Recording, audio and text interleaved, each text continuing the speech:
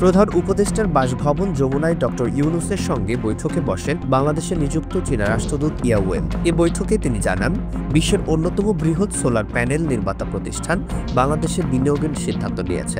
এটি প্রধান উপদেষ্টার আমন্ত্রণের ফলস্বরূপ একটি নেওয়া উদ্যোগ। চীনা রাষ্ট্রদূত আরও বলেন, গত ডিসেম্বরে প্রধান উপদেষ্টা চীনের প্রযুক্তিভিত্তিক শিল্প কারখানাগুলোকে বাংলাদেশে স্থানান্তরের জন্য আহ্বান জানিয়েছিলেন।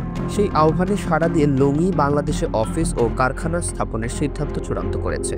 বিশ্বব্যাপী জনপ্রিয় লুঙ্গি উন্নতমানের দীর্ঘস্থায়ী এবং উচ্চ কার্যক্ষমতার সোলার প্যানেল তৈরিতে সুপরিচিত। বাংলাদেশেও এই প্যানেলের চাহিদা ব্যাপক। তবে আমদানির জটিলতা এবং সরবরাহের ঘাটতির কারণে সবসময় পর্যাপ্ত পরিমাণে পাওয়া যেত না, ফলে দামও বেশি ছিল।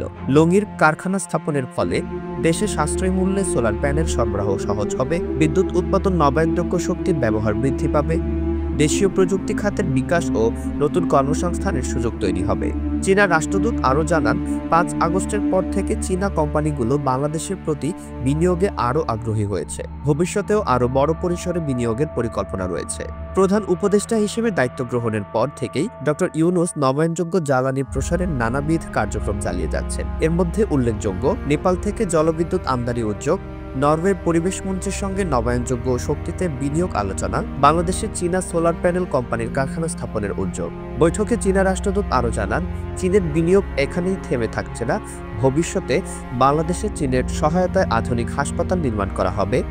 চীনের কুনমিংয়ে বাংলাদেশি রোগীদের জন্য 4টি হাসপাতাল বরাদ্দ করা হয়েছে। এছাড়া ২৬ মার্চ প্রধান উপদেষ্টা ডক্টর ইউনূস চীন সফরে যাচ্ছেন। বিশ্লেষকরা মনে করেন, এটি শুধু ডক্টর ইউনূসের নয়, বরং পুরো বাংলাদেশের জন্য একটি গর্বের বিষয়। বিশ্বের অন্যতম বৃহৎ সোলার প্যানেল কোম্পানি লুঙ্গির বিনিয়োগ ও কারখানা স্থাপন বাংলাদেশে নবায়নযোগ্য শক্তির নতুন দিগন্ত উন্মোচন করবে। ডক্টর ইউনূসের 3.0 নীতির বাস্তবায়নে এটি একটি গুরুত্বপূর্ণ মাইলফলক।